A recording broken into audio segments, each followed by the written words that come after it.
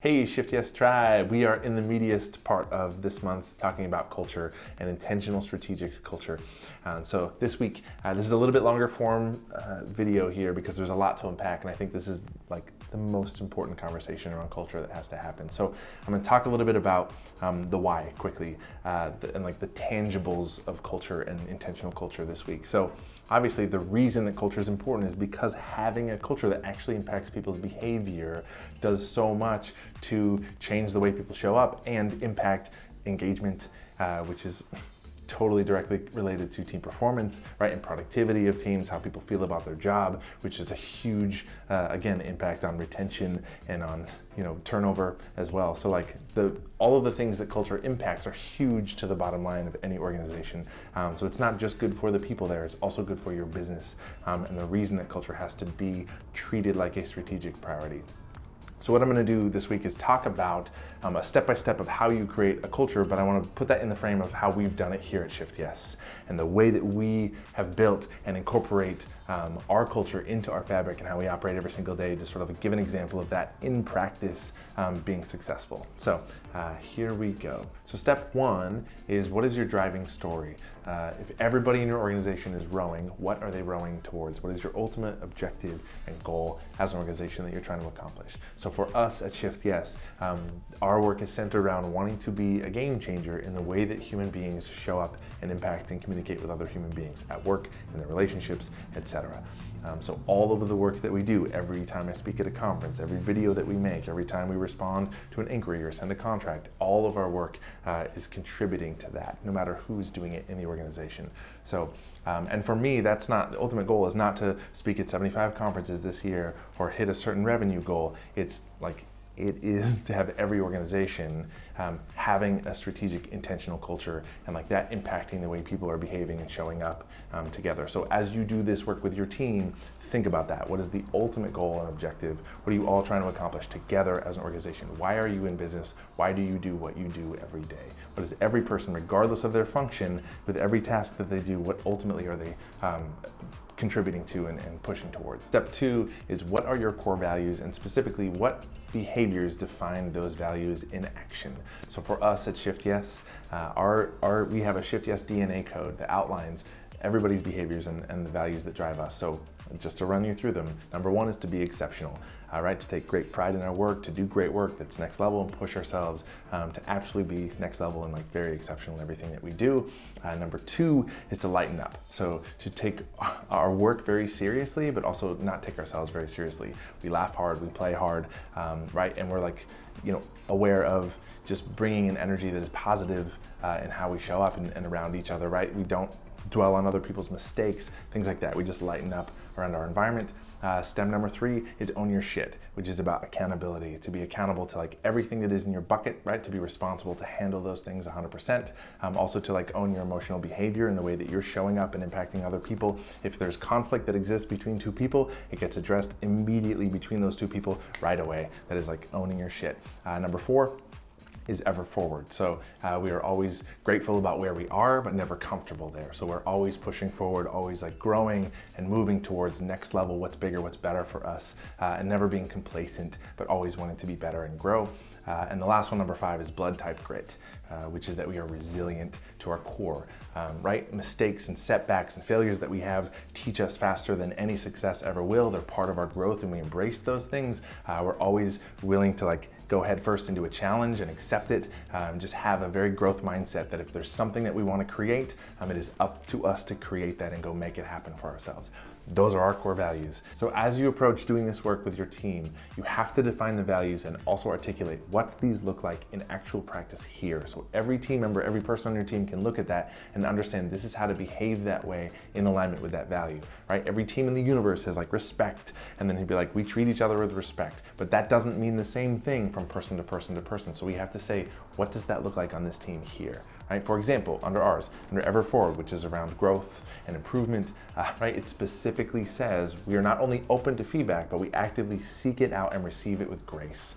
That is that behavior. That's how we approach feedback, right? It's one element of how people show up. So this is the most important work here, and this is that we can't just say this is the value. We have to show people this is how to actually live it and behave this way here to be successful. Step 3, define your employee experience and what you want that to be. What do you want it to feel like for your employees and team members to work there in their roles on your team for your organization? So for us at Shift Yes, for me as the owner of this company, my personal objective there is that I want to ruin my employees for other companies. I want them, when they have the thought about working for somebody else, that they have it so good here. That's the benchmark that I set. They have it so good here that they would not consider taking a job for another organization, right? And like they're compensated well, that we have a great culture, that like I invest in them as human beings and their career path, all of those things that contribute. Like that's my benchmark.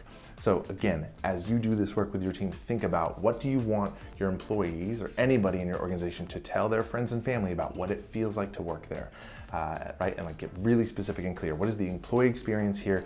Define like what is total success here when it comes to that employee experience. Step 4, this one is very critical as well, and I think often missed as a important part of this, which is your traditions and rituals. How do you actually take these values, these behaviors, and integrate it into the fabric of your company? How do you make this part of your DNA? So what things do you do to support that? For us at Shift Yes, every month we have a monthly jam, the first Monday of every single month. We as a team collectively review the Shift Yes DNA code, and we read through it together individually, and every person shares, this is what I think I'm crushing right now. This is where I think I have areas of opportunity right now. It's part of our common language and how people self-evaluate themselves and how they're showing up. Also, any coaching or feedback that I have to give as a leader to any of my employees is to say, like, here's our culture, these things, you're doing great in relation to this. This is the benchmark of what's expected of you. And like this, any coaching or feedback is like, this is ideal for us. So how do we get you here if you're not there? And the other one is around like hiring and firing, right? Onboarding. So any person that I bring onto the team in Shift Yes, they see the Shift Yes DNA code. I explain to them, this is expected of you. And every single person that you'll be surrounded here on this team working with is expected to show up this way. And they understand that like, this is what you're coming into, and these are the expectations for you being successful here in your role. So again, when you do this work with your team, define what those things are, those traditions, whether that is in feedback and coaching, in onboarding, in training and development, in promoting people, right, in reward programs. What traditions, what things do you put in place to say this will keep this culture for us intentional, top of mind, and in everybody's awareness in terms of how they think about how they're showing up, and define those traditions. Step number 5 is accountability, which is essentially at its core us as an organization, as leadership. We're asking the question, do we mean this? Is this actually expected of every single person across the board in this organization to show up this way and act in alignment with this culture? And I want to flip this on its head a little bit, because a lot of times when we think or talk about accountability, it is punitive. These are the consequences of not showing up this way. You'll lose your job, etc. And that's an element of it. But we have to think of accountability in terms of our commitment individually and as a team to this culture. So with Shift Yes, right, the way that we actually do that in practice and actually practice accountability is with our monthly jams. So the first of the month, every single person says, this is how I'm showing up in relation to the DNA code. This is what I'm doing great. This is my areas of opportunity. So, right, we're building that accountability, but also the commitment to show up and behave in alignment with those culture. And also, we also have an opportunity in those meetings that is like our Switzerland time, where there are no tags, there's no hierarchy, there's no job descriptions. We're able to have a conversation freely without without repercussions that say, this is how I think we're doing individually or like as a team. Are we really truly acting in alignment with our culture?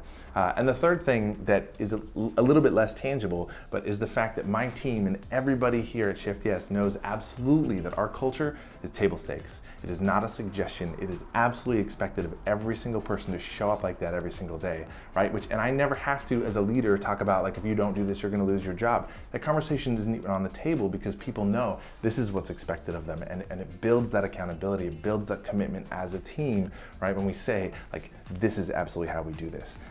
So for your team, and as you go about doing this, answer those questions for yourself. And I think one of the most important questions there is, does this apply equally to every single person in the organization? The CEO, the founder, someone who's been there for 2 weeks, someone who's been there for 20 years, across the board, is this absolutely expected of every single person, like without equivocation? you have to answer those questions, and you have to get real about like, how do we hold each other accountable? What is our commitment as a team? And the last one, number 6, is measurement and feedback, which is setting up the infrastructure of how often do we measure this, and how do we measure our success? How often do we get feedback, and what does that look like, right? So that we can course correct along the way and keep this top of mind. This is not a check the box one time, put it aside, and never think about it again. Like, how do we measure our success, and how often do we revisit this and get feedback to move forward with the process? That is how you create an intentional, strategic, tangible culture in your organization. To take culture from being a buzzword and this outside thing to actually creating like a tactical, strategic approach to it that impacts people's behavior, their performance, their engagement, retention, turnover, everything that impacts your bottom line as an organization. But you have to do this work. You have to have the conversations. You have to get clear and define these things and answer these questions together and do the work. And if you do it, you'll reap the rewards of that, right? A company is only as exceptional as the people that run it and like contribute to it every day. And if you want more exceptional people, you have to have an exceptional culture, right? Because when you set a high bar, people will step up and rise to that bar and be committed and be dedicated. And like, that is what makes success. Like, culture is a thing. Treat it like a thing. It's like, go get it.